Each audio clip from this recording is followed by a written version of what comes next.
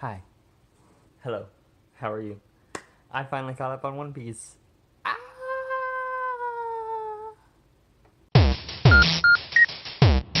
My favorite thing in the world ever.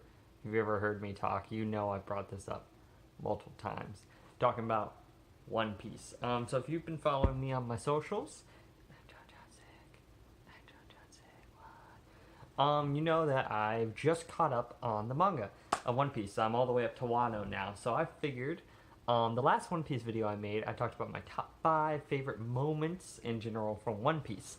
These were all pre-time skip because I had not caught up at that point. So now we've gotten a little bit into the 2-year time frame, the time skip era, and so I wanted to rank the arcs from the time skip so far, and just talk a little bit about each of them. Obviously, it's like a top 5 list, and like even the lowest one is still an arc I really enjoy, but just for different reasons I have different opinions on them. So let's go. So number 5, starting this list off, we've got Punk Hazard. Yeah, number 5 for me is Punk Hazard. This arc is the arc where Luffy and the gang go to Punk Hazard Island. They find out there's this evil secret laboratory where these experiments are being done, and insanity and hilarity ensues. I think this arc has a lot of good things going on. I mean, we get Law introduced back for the first time since the time skip, and Law is a fan favorite character. I don't know how you can't not love Law. He's got this cool, like, he's got the hat, and he's got the kind of like dead eye look that everyone loves, you know, like the Aizawa, like, oh, I'm dead inside, just kill me, right? Oh my gosh. Depressed millennials, we can all relate to that. My main thing about this arc is that it's a setup arc. A lot of the elements and things introduced into this arc lead into other ones, and that's not bad. You need to introduce plot elements and reintroduce characters, but the problem is that Punk Hazard just by itself, not a lot happens. I do enjoy the kind of story with the children that are being experimented on. I think it's does a really good aspect with Nami's character of like obviously she's not cool with people experimenting on kids because of just all the crap that's happened to her in her life, and so I think that really works well. And then having the hilarity of the body swapping that happens in Punk Hazard is entertaining, but overall compared to the highs of the other arcs, this one's on the bottom of my list. Not bad, but it just does a lot of setup, and it helps to make those other arcs even better. But by itself, it doesn't really make for a very entertaining, self-contained read. Number 4. Number 4 is another arc that kind of has the same issue that I think that Punk Hazard has. It's the Zoe arc. Zoe? I think it's Zoe. Again, I love the world that's created. I love getting to see the Mink tribe, Luffy and their friends, go to an island that is on the back of an elephant. Like, it's the coolest thing in the world. And it looks so visually interesting and stunning.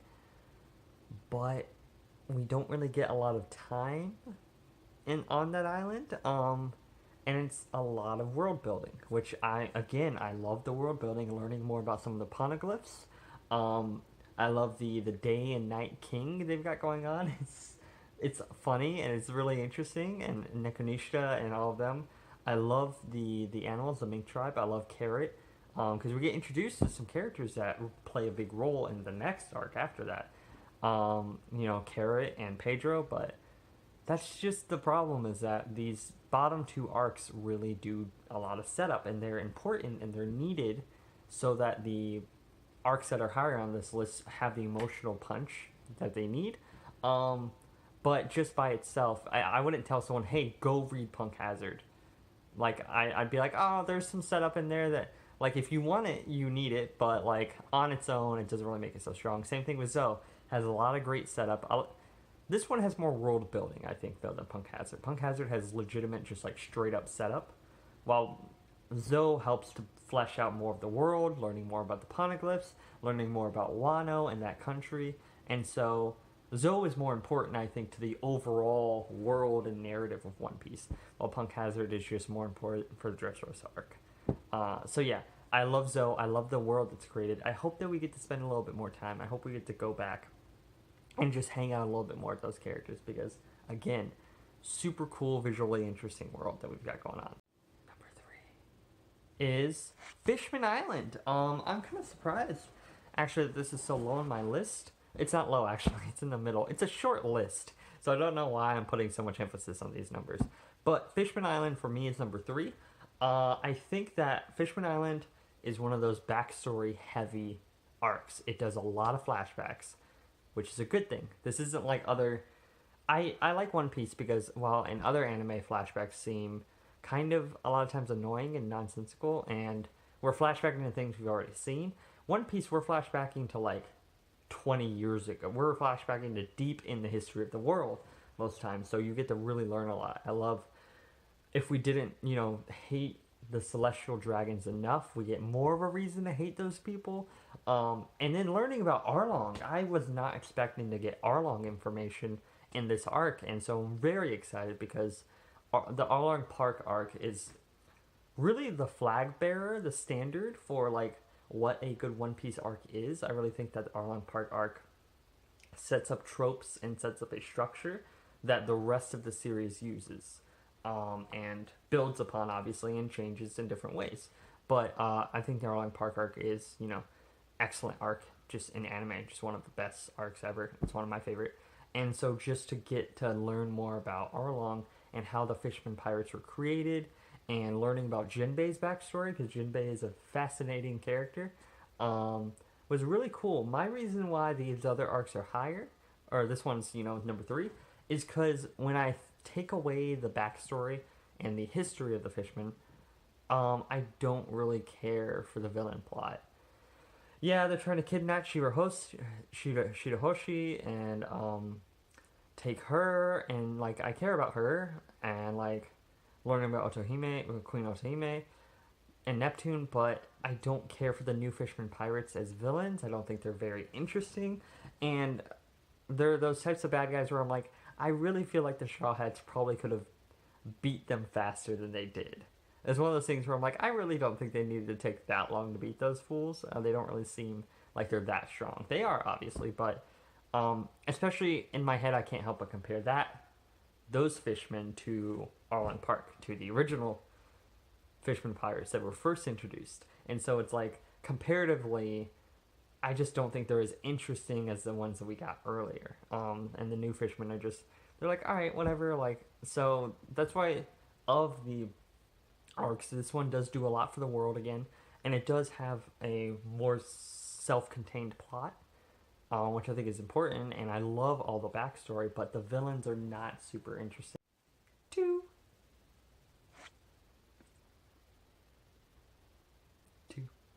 That looks like four, but it's two. Number two is this one's so weird. 2 and 1 for me. It took a lot for me to decide about number 2 and number 1. I had a big debate internally about which ones I was going to do, but I think I'm okay with this decision. I mean, it doesn't really matter. I love them all anyway, so it's not like this ranking means anything. But number 2 is Dressrosa. I know. I think Dressrosa is an amazing arc. I cried just learning about King Riku's backstory, the backstory of Dressrosa, of Kyros, and all of that stuff. Law's, we get to learn more about Law, who was, got reintroduced back in Punk Hazard.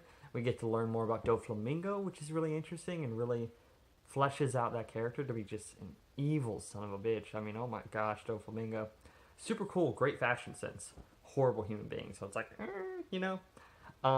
Devil Wears Prada taught me anything is that you kind of have to have that balance of like bad person, good fashion sense. You know what I'm saying? Anyway, really great arc. I love the Gladiator tournament. If you've seen me talk on this channel before, I talk about New Japan Pro Wrestling, and they have the G1 Climax, and they have A block and B block. And so this Gladiator tournament really reminded me of that because you have the different blocks of competitors. So I'm a sucker for any sort of tournament. I love tournaments. And I love Rebecca, learning about her backstory. And I think she's a very interesting character. I think the thing that I realized, like, comparing this to the number 1 spot, is that when I think about all the stuff that's like the actual fights, I'm like, they're not bad, but like Zoro versus crap, Pizu, I forget his name. I probably should have researched this beforehand, but it wasn't like I feel like Zoro could have done more, and I feel like not all the characters really got a chance to shine. It was very much Luffy doing a lot by himself. I felt like in Dressrosa. I mean, Kuro's got some really cool stuff to do. I think Robin had some kind of chances to shine, but I think it's a really great arc. But I think there are just at certain points of it where I'm like, okay, it's kind of dragging a little bit right here, and so that's my main reason for keeping it at number two. I do think, I mean, we get introduced to Sabo, which, depending on who you are, that's a good thing or a bad thing. I enjoy the character.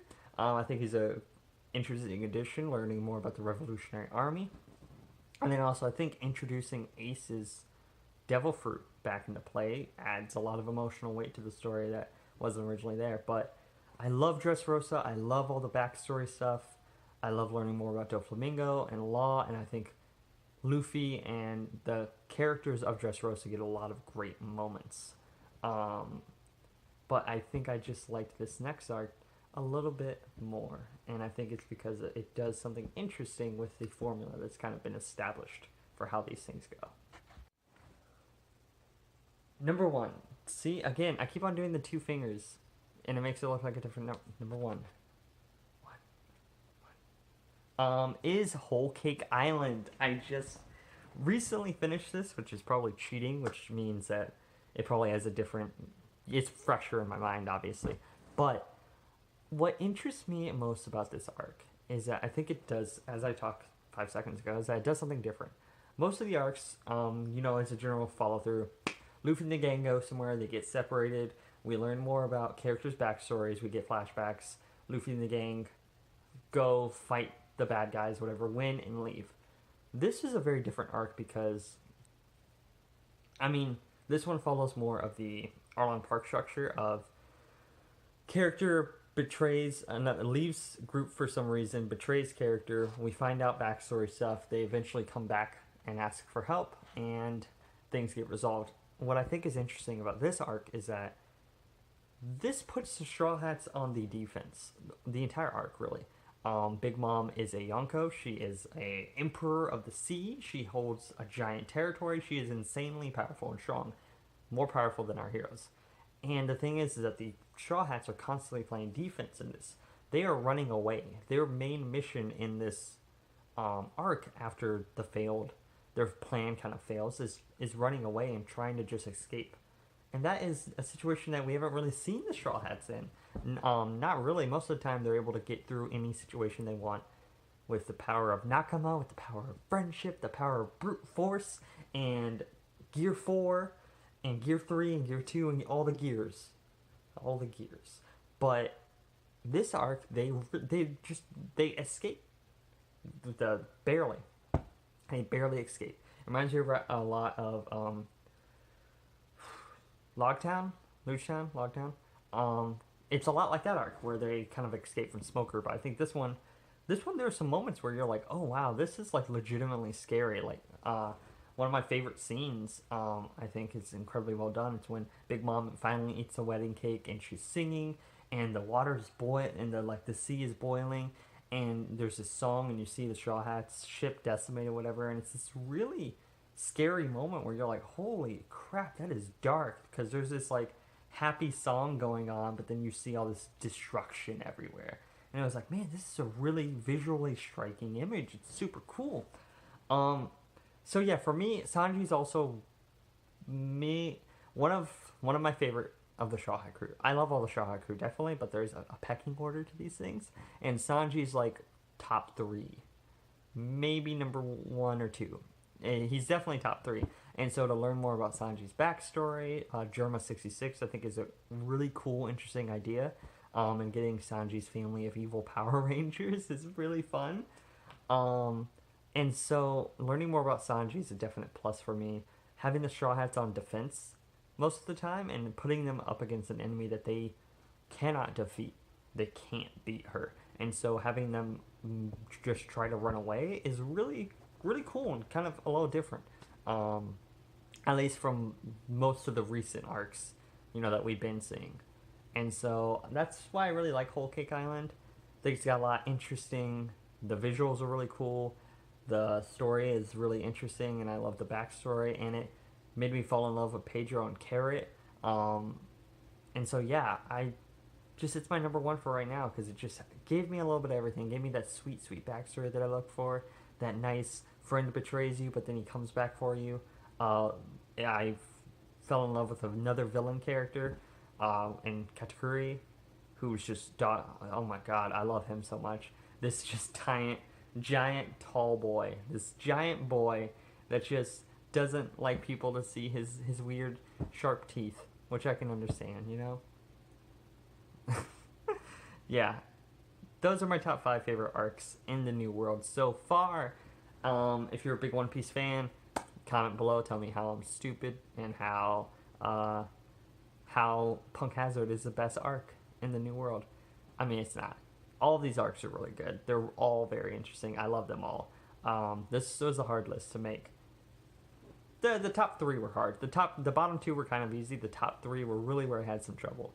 But man, you just give me some Sanji and give me those tears, and you give me a sweet tall boy, and you got me. Hey, if you enjoyed that video, please like, comment, subscribe, share. What are your favorite arcs in the New World? Or maybe you just want to talk a little bit on some of the arcs mentioned. I don't know. One Piece is cool, isn't it?